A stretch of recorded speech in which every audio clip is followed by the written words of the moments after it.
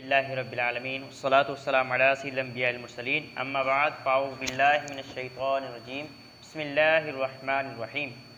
آج انشاءاللہ عز و جل ہم خلاصۃ النحو کا سبق نمبر 4 یعنی الدرس الرابع انشاءاللہ پڑھیں گے۔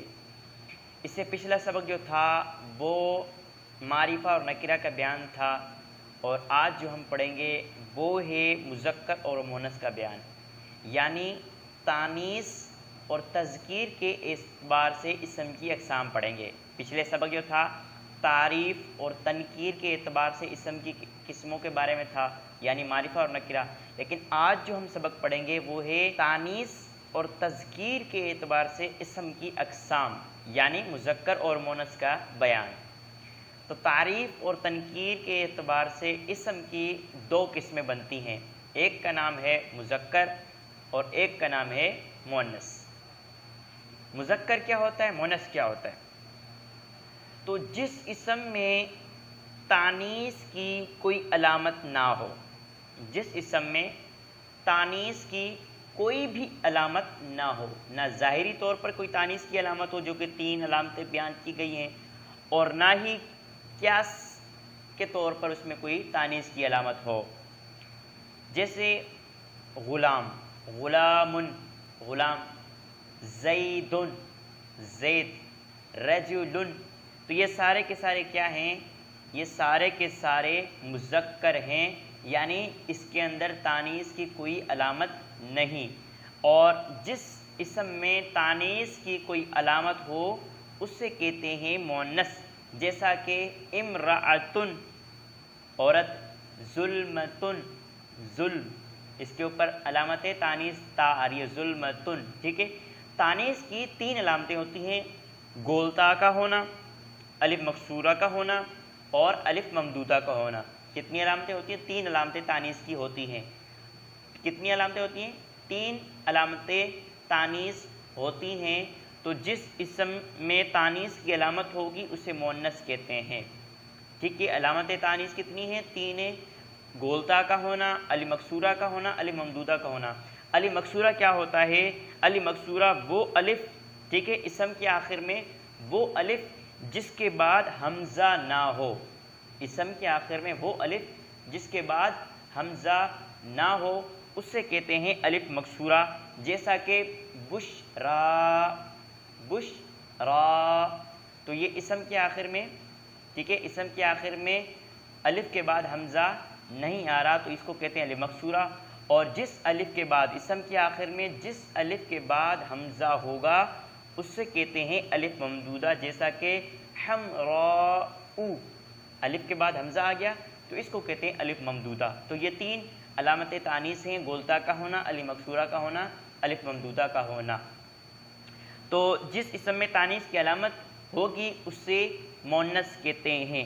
اچھا، بسا اوقات تانیث کی علامت ان تینوں میں سے کوئی نہ کوئی ایک ہوتی ہے، یعنی ظاہری علامت، اور بسا اوقات ظاہری کوئی علامت نہیں ہوتی بلکہ عقل یہ کہہ رہی ہوتی ہے، یعنی عقلاً اس کے اندر تانیث کی علامت ہوتی ہے، ظاہری طور پر نہیں ہوتی بلکہ عقلاً اس کے اندر تانیث کی علامت ہوتی ہے۔ اس کو مؤنث قیاسی بھی کہتے ہیں، جیسا کہ زینب وغیرہ جو ہے الفاظ پڑھے ہیں، زینب، ہندہ، تو یہ الفاظ ہوتے ہیں، زینب ہو گیا یا اس کے علاوہ مریم ہو گیا، تو اسی طرح یہ الفاظ ہوتے ہیں اختن، امن، تو یہ الفاظ جو بھی ہوتے ہیں یہ بھی مؤنث ہوں گے، یعنی ان کے اندر تانیث کی علامت تو بظاہر نہیں ہے لیکن عقلاً ان کے اندر تانیث کی علامت پائی جا رہی ہے، ان کو مؤنث قیاسی بھی کہتے ہیں۔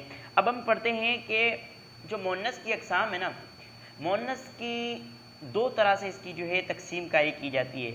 ایک تو کی جاتی ہے تقسیم کاری کہ مؤنث کے مقابلے میں نر جاندار ہونے یا نہ ہونے کے اعتبار سے، یعنی مؤنث کے مقابلے میں نر جاندار ہوگا یا نر جاندار نہیں ہوگا۔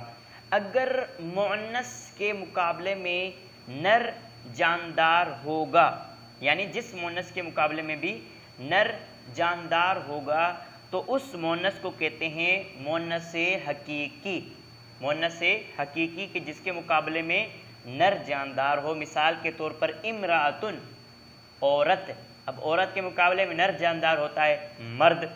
اسی طرح جاموسن، بھینس، اسی طرح بقرتن، گائے۔ تو جس مؤنث کے مقابلے میں نر جاندار ہوگا اس کو کہتے ہیں مؤنث حقیقی، اور جس مؤنث کے مقابلے میں نر جاندار نہیں ہوگا، یعنی اس کے مقابلے میں کوئی نر ہوگا ہی نہیں، ویسے ہی مؤنث ہوگی، تو اس مؤنث کو کہتے ہیں مؤنث لفظی۔ مثال کے طور پر ورقۃن، کیا؟ ورقۃن، کاغذ، پیج، صفحہ، اور اسی طرح ظلمتن، ظلم، تو اس کے اندر علامت تانیث پائی جا رہی ہے، لیکن اس کے مقابلے میں کوئی نر جاندار نہیں ہوتا، کوئی، اب ظلم کے مقابلے میں کوئی نر نہیں ہے، کاغذ ہے، یہ مؤنث لفظی ہے کیونکہ اس کے مقابلے میں کوئی نر نہیں آتا، جس طرح عورت کے مقابلے میں بھینس، جانوروں کے مقابلے میں آتا ہے نر آتا ہے، ان کے مقابلے میں نر نہیں آتا، لہٰذا ان کو کیا کہتے ہیں؟ مؤنث لفظی۔ اور مؤنث کی جو دوسری قسم بیان کی جاتی ہے وہ ہے مؤنث کے آخر میں علامت تانیث ہونے یا نہ ہونے کے اعتبار سے۔ پہلی قسم کس اعتبار سے تھی کہ مؤنث کے مقابلے میں نر جاندار ہونے یا نہ ہونے کے اعتبار سے، یعنی نر جاندار ہوگا یا نہ ہوگا، اور مؤنث کی جو دوسری قسم بیان کی جاتی ہے وہ ہے مؤنث کے آخر میں علامت تانیث، جو علامت تانیث 3 پڑھی ہیں، اس کے ہونے یا نہ ہونے کے اعتبار سے۔ تو اس اعتبار سے پھر مؤنث کی پھر 2 قسمیں بنتی ہیں، ایک جو ہوتی ہے وہ ہوتی ہے مؤنث قیاسی، اور ایک ہوتی ہے مؤنث سماعی۔ مؤنث قیاسی کیا ہوتی ہے؟ مؤنث سماعی کیا ہوتی ہے؟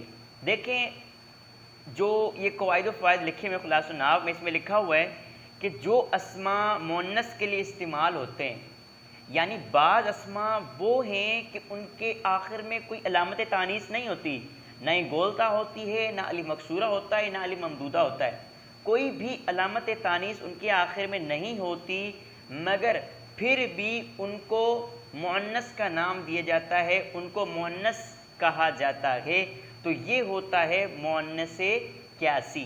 کیا ہوتا ہے یہ؟ مؤنث قیاسی، جیسا کہ امن، کیا؟ امن، اور اسی طرح اختن، بہن، امن امی، اختن بہن، بنتن بیٹی، اور زینبن مریمن، تو یہ ایسے الفاظ ہیں کہ ان کے آخر میں اگرچہ بظاہر علامت تانیث نہیں ہے، مگر ان کو مؤنث کے لیے ہی بولا جاتا ہے، مؤنث کے لیے ہی استعمال کیا جاتا ہے، تو اس کو کہتے ہیں مؤنث قیاسی۔ اور دوسری قسم ہوتی ہے، جو دوسرا قاعدہ ہے کہ بعض اسماء وہ ہوتے ہیں کہ جس میں لفظاً تانیث کی کوئی علامت نہیں ہوتی، مگر وہ مؤنث ہی ہوتے ہیں۔ پہلا کیا تھا کہ جو اسماء مؤنث کے لیے استعمال ہوتے ہیں، اگرچہ اس پہ کوئی تانیث کی علامت نہیں ہوتی، مؤنث کے لیے استعمال ہوتے ہیں، لیکن دوسری قسم کیا ہے کہ وہ اسماء کہ جس میں علامت تانیث نہیں ہوتی، مگر ان کو مؤنث کا نام دیا جاتا ہے، اور اس طرح کی اسماء کو مؤنث سماعی کہتے ہیں کہ علامت تانیث تو اس میں نہیں ہوتی، مگر ان کو پھر بھی مؤنث کا نام دے دیا جاتا ہے۔ مثال کے طور پر اردن، شمسن، دارن، نارن، اردن زمین، شمسن سورج، دارن گھر، نارن آگ وغیرہ کے یہ جو الفاظ ہیں ان کو مؤنث سماعی کہتے ہیں، یعنی مؤنث سماعی کہتے ہیں کہ یعنی اس میں علامت تانیث لفظاً موجود نہیں ہوتی، مگر اہل عرب جو ہے اس سے بطور مؤنث ہی استعمال کرتے ہوئے آئے ہیں، اس لیے ان کو مؤنث سماعی کا نام دیا جاتا ہے۔ اور پھر بعض اسماء ایسے بھی ہوتے ہیں کہ جو مذکر اور مؤنث دونوں کے لیے استعمال کیے جاتے ہیں، یعنی اس کا حساب پھر ہم موقع محل کے اعتبار سے کریں گے کہ پیچھے ہم دیکھیں گے کہ تذکرہ اگر مؤنث کا چل رہا ہوگا تو اس کو ہم مؤنث کا نام دے دیں گے، اگر مذکر کا چل رہا ہوگا تذکرہ تو اس کو ہم مذکر کا نام دے دیں گے، یعنی وہ لفظ مذکر و مؤنث دونوں کے لیے استعمال کیا جاتا ہے، لیکن وہ لفظ جب عبارت میں آئے گا تو ہم موقع محل کے اعتبار سے اس کا حکم لگائیں گے، آیا کہ اس کو مذکر بولیں یا مؤنث بولیں، ٹھیک ہے؟ جیسا کہ سبیل، سبیل راستہ، طریقن راستہ ہوتا ہے یہ بھی، اور حال، حال، یہ 3 یا اس کے علاوہ دیگر بھی الفاظ ہیں کہ یہ مذکر اور مؤنث دونوں کے لیے استعمال ہوتے ہیں، دونوں طرح استعمال ہوتے ہیں۔ اور پھر بعض اسماء وہ ہوتے ہیں کہ جو صرف مذکر کا نام ہوتے ہیں، مذکر کا نام ہوتے ہیں، یا پھر صرف مذکر کے لیے بولے جاتے ہیں، مذکر کا نام تو نہیں ہوتے مگر وہ مذکر کے لیے جو ہے استعمال کیے جاتے ہیں، ٹھیک ہے۔ تو آپ دیکھیں گے یہ خلاصہ نحو میں یہ قاعدہ نمبر جو 4 ہے، ٹھیک ہے، سمجھ رہے ہیں؟ تو قاعدہ نمبر جو 4 ہے کہ کیا ہے کہ جو اسم مذکر کا نام ہو یا صرف مذکر کے لیے بولا جاتا ہو تو وہ مذکر ہی کہلائے گا اگرچہ اس کے اندر علامت تانیث پائی جائے، ٹھیک ہے۔ جیسا مثال کے طور پر اس کے اندر مثال دی گئی ہے طلحۃ، طلحہ یہ لڑکے کا نام ہے، مذکر کا نام ہے۔ اسی طرح خلیفۃ، خلیفہ یہ بھی مذکر ہے۔ تو جو اسم مذکر کا نام ہو یا صرف مذکر کے لیے بولا جاتا ہو تو اس کو مذکر ہی کہا جائے گا۔ امید ہے آپ کو یہ سبق سمجھ میں آ گیا ہوگا۔ تو اللہ پاک سے دعا ہے کہ اللہ پاک ہمیں یہ جو ہے اس کو آگے شیئر کرنے کی توفیق عطا فرمائے۔